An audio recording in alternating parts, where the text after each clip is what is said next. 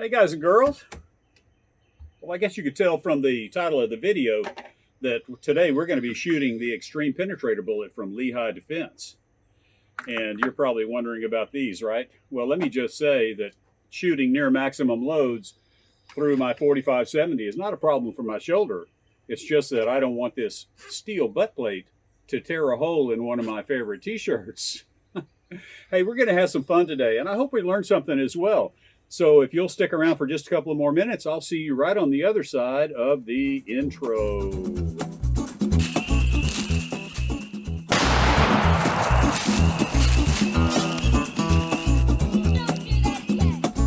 Hi, George here, and welcome to Tales from Target Suite, where I'll share my perspective on guns and shooting, and we'll spend some time at the range, and every now and then we'll reconvene out in my shop back in Houston, or here at the farm in Louisiana, where I'll build some fun projects, and we'll share an adventure or two that'll make even a grown man smile. And, you know, I've been intrigued by some of the really interesting bullet profiles from Lehigh Defense, and I finally worked up the nerve to reach out to them and see if they would send me some samples that I could make some video content with, and they surprisingly agreed. And so I got those here in the last week or so, and that's what we're here for today. They actually sent me the 380 grain wide flat nose. You know, you've heard me talk about the Mepla diameter in some of my previous videos. Well, this one is really got a big nose. And we also have the 325 grain Extreme Defense round and the 305 grain Extreme Penetrator, and this is the one we're going to be talking about today. And that nose geometry, Lehigh Defense calls that fluid transfer monolithic bullet design. But we're going to find out all about that once we head over to the pond. I've got some interesting targets set up there. We've got some watermelons and some water jugs, and I'm also going to throw you guys a bone. And so you're going to want to stick around and see what that's all about. But right now, let's just head right over there and chronograph these hand loads and see what kind of velocities we're talking about. Okay, we've got the chronograph set up. It's right there, you can tell. And I'm going to be shooting into the 100-yard target, which is way down there, to catch the bullets, at least initially. And so let's see how fast these guys fly.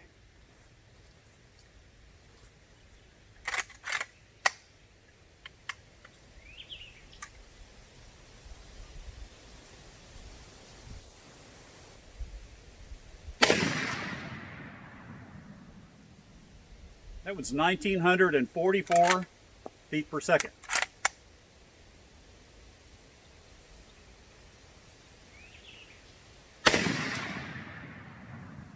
(1,942 feet per second).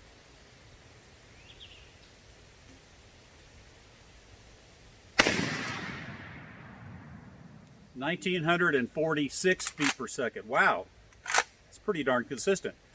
Okay, now that we know we have enough velocity to have some fun, I'm going to shoot that bowling pin right there off the end of my barrel, and right next to it is a 2-liter, and we'll see what the Extreme Penetrator does for those guys.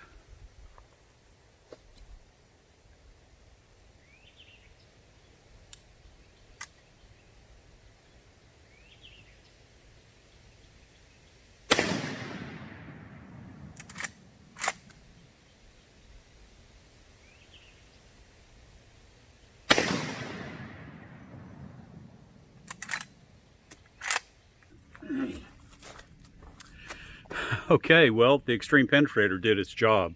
It's really hard to tell because there is the entrance wound, if you will. And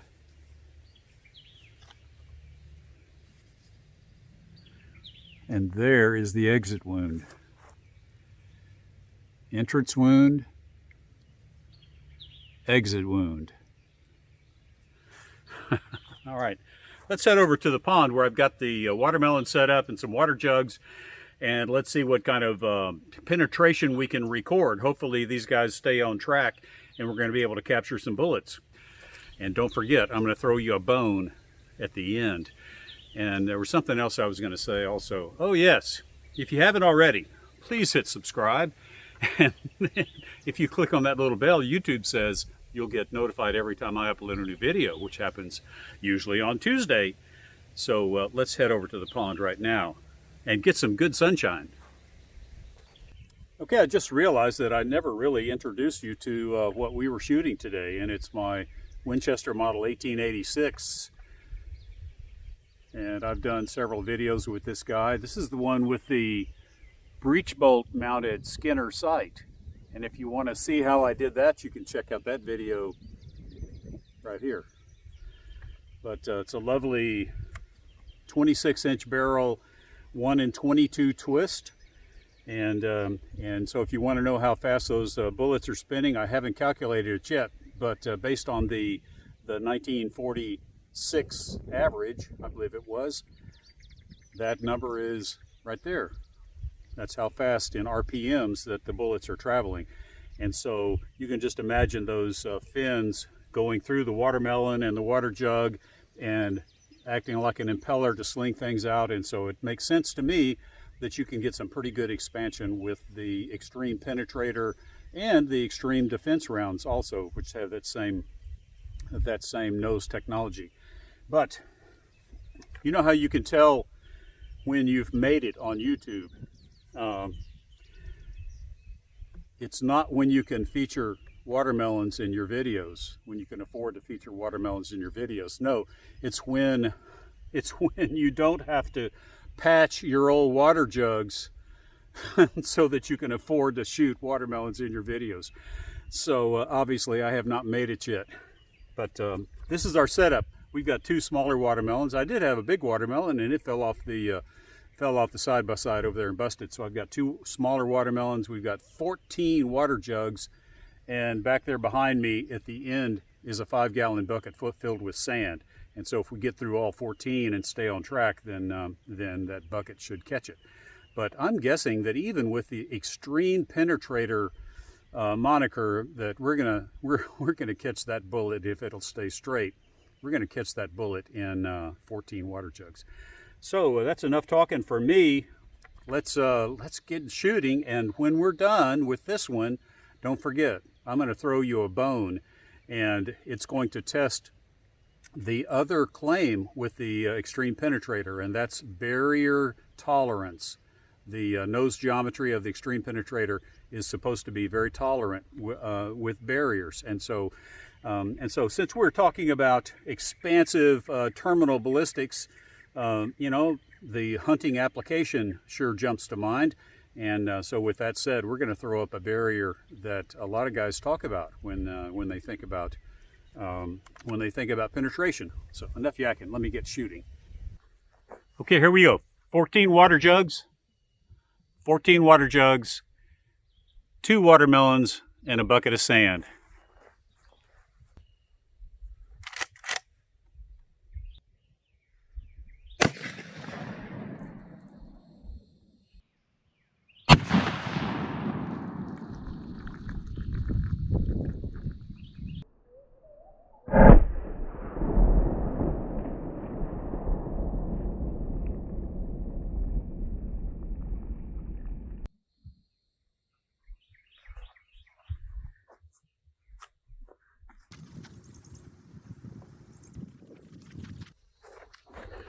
Okay, that was my bad because I shot a little bit low, and we just skimmed out of the base of the water jugs. And so I'm going to just set up one. We're going to alter on the fly. We're going to alter our test. I'm going to set up 1 watermelon and 14 water jugs, and then we'll see if I can keep things on track.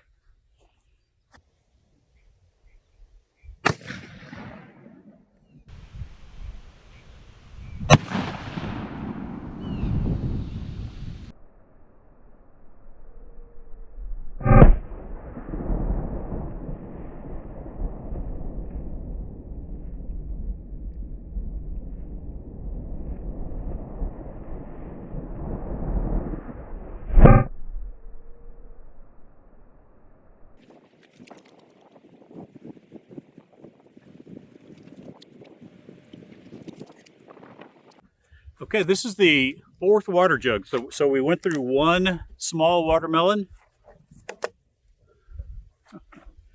Again, I shot low, but it captured here in the fourth water jug.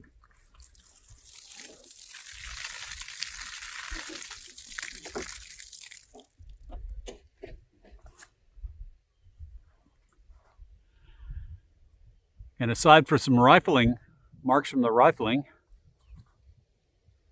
it looks like it could be reloaded again.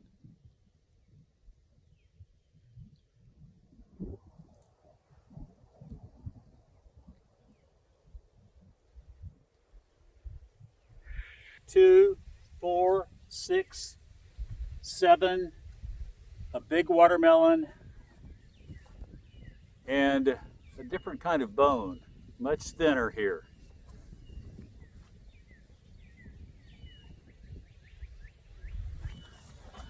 And so I've got this is the cell phone camera, and we've got it set up to take the explosive video, like I said, and I didn't get the main camera turned on for that other shot, but having gone through the really thick leg bone, the bullet deflected dramatically very quickly, and so we're going to shoot with a more realistic bone here, at least as far as this test was intended. I'd call it a more realistic bone.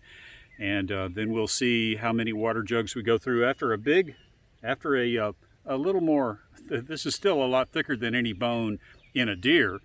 A bigger watermelon, and then we'll see how many jugs we've got. I think we have 7 water jugs there, so we should be able to catch this bullet, I hope. And we'll see what the video looks like from the Galaxy Note 10, because once I get my new camera set up, then this is going to become my B camera, and I will be taking a lot more of the close-up stuff with this cell phone. So let me get going here.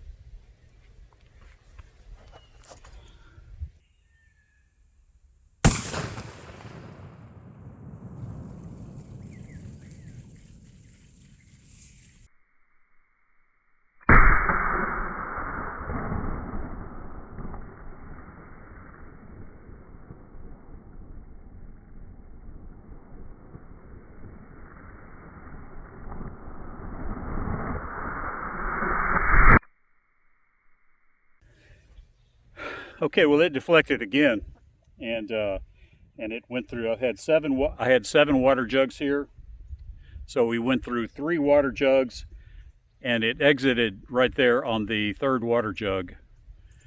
Fortunately, it entered our outrigger jugs. That one's empty. That one's empty, and this one has a bullet in it. So let's see what it looks like after going through the... I'll